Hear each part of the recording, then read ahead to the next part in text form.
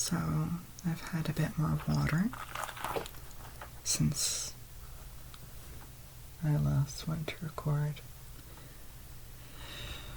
And hopefully my voice sounds better now.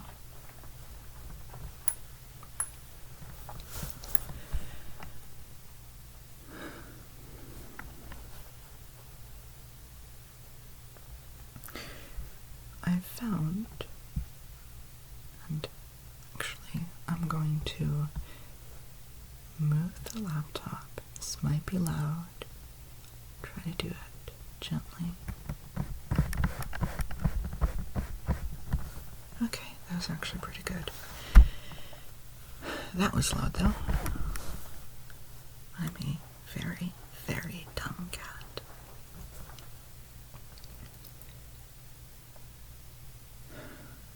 And I've lost my train of thought.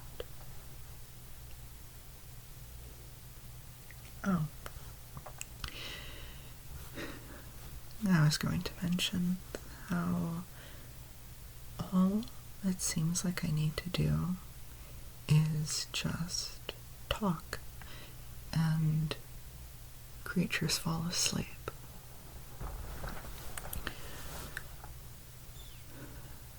It almost doesn't matter what I talk about. I've talked about computer science, algorithms, and people fall asleep. I've talked about, well, I've made kind of like role-play-ish descriptions of settings, like forests and mountains, and people fall asleep. I've explained some of my, inventions, creations, like the coaxial drive, people fall asleep. Quantum mechanics, people fall asleep. Particle physics, you get the idea.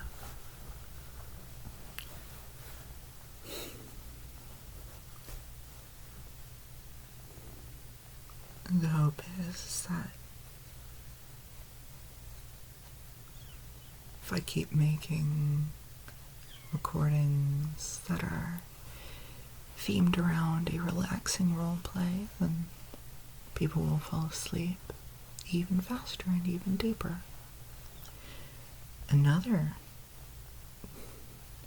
something that's really, really deadly, metaphorically of course, towards making people sleep is including hypnosis with my voice, because the combination of the two tends to just, well, I've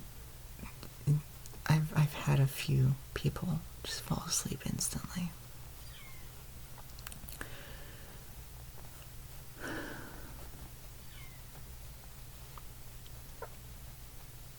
I don't blame them. I've been hypnotized a lot. I know it feels really good to drop when someone snaps their claws.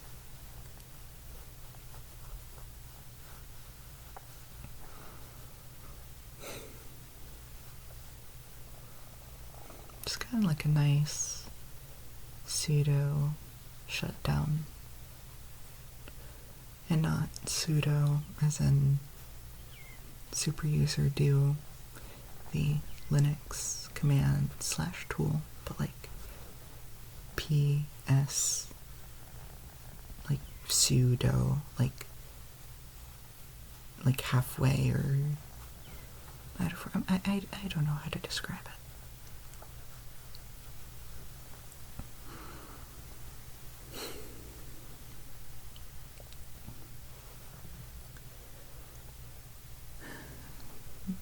Onto the list of things I can talk about to make people fall asleep is Linux, or just computers. But Linux is something that I can, oh, thank you, computer fan, you really needed to come on. I'm gonna find a way to turn it off at one point. Well, I know how to, I just need to be proactive enough and not apathetic lazy like I am right now to actually turn it off when I'm recording. But Linux is one of those things that I can actually talk about for a very long time.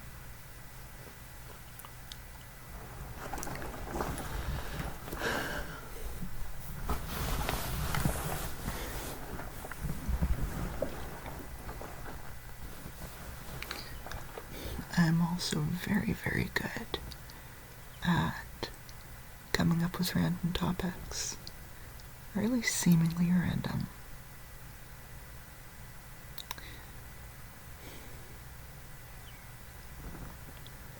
Briefly mention and then very lengthily explain about why latex and moss would be my two preferred materials for a bed/nest design.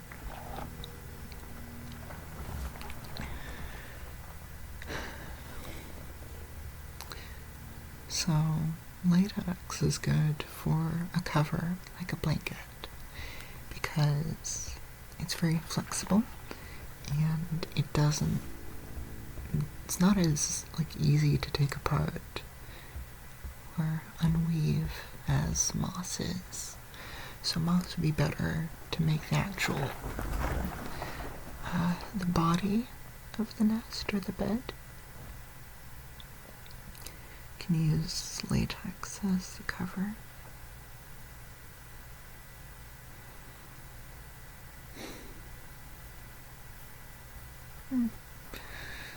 Finding enough moss to make a nest for a snow leopard would be pretty hard,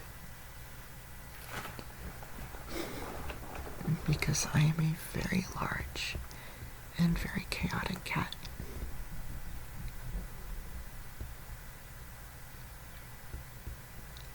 Speaking of chaotic cats, you can hear some domestic cats, some house cats running around my own house.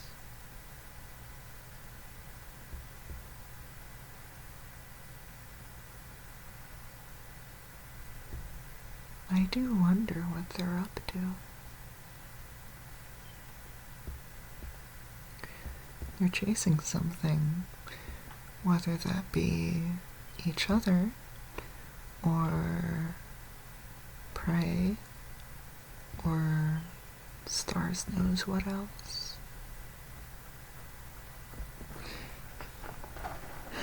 I don't know, but they're very eager to get somewhere.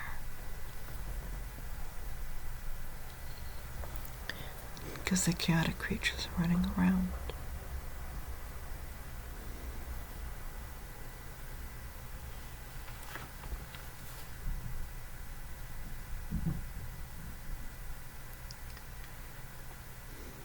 I wonder. Yeah, let's experimentally kind of try this. I'll put my petting plushie away, and I don't know. Guess I'll completely take off this blanket, the latex one.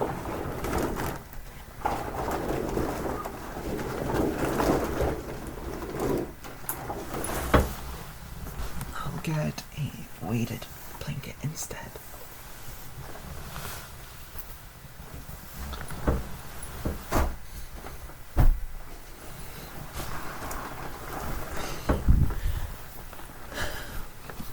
Unsurprisingly, the weighted blanket is heavy and hard to lift.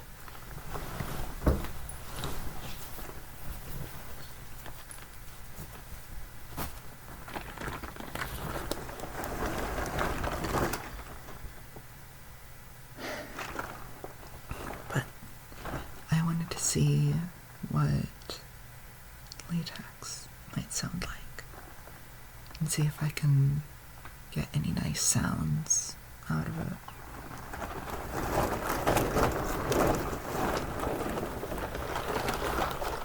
Here.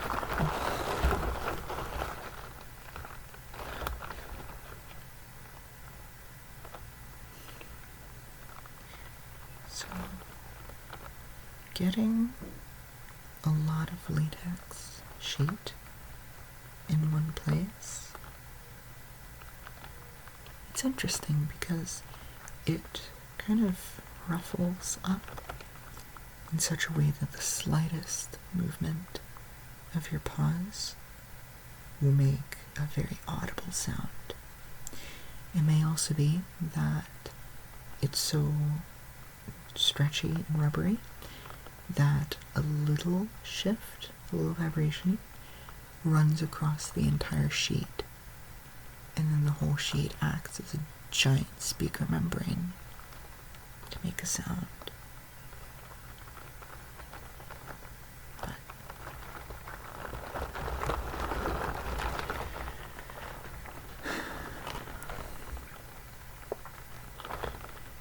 there are kind of 3 types of sounds I know I can make with latex. There is rubbing dry latex, which makes kind of a rubbery, squeaky sound. It can be off-putting quite a bit depending on the pitch of it. Higher pitch and higher frequencies of that squeaking, because it's happening there, of course, as your paw pads are skipping, jumping over the latex, and that skip is what makes that kind of squeak noise. Higher frequencies of it can be like genuinely uncomfortable to hear.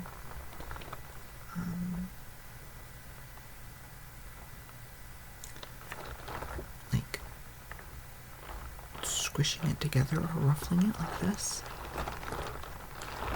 makes, well, just the noise you heard. It sounds wet, even though it isn't.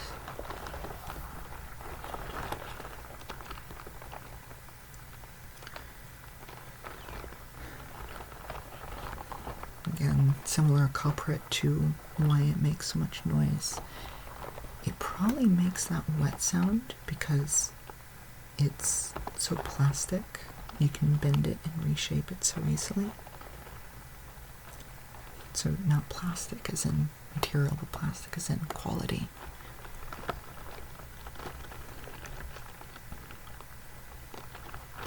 It's bendable.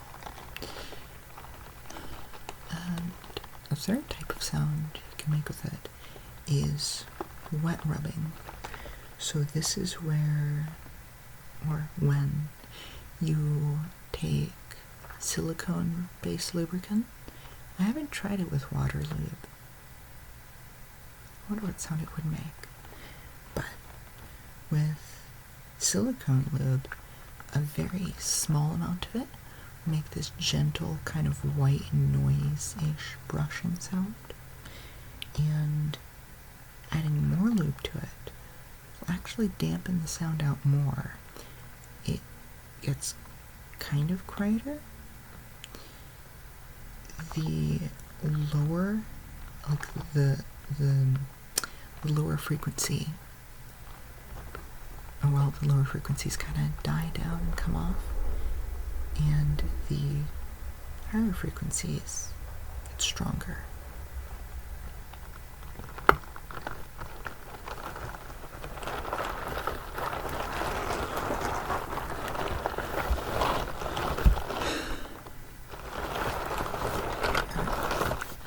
I'm just gonna be lazy and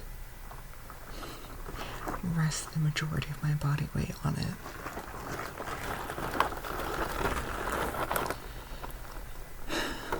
I make the majority of these recordings in my bed. I don't know if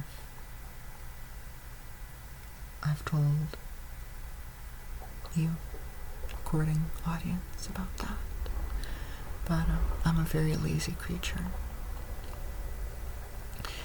We are also annoyingly once again at the end of the 15-minute time limit, so time to stop this recording and start a new one.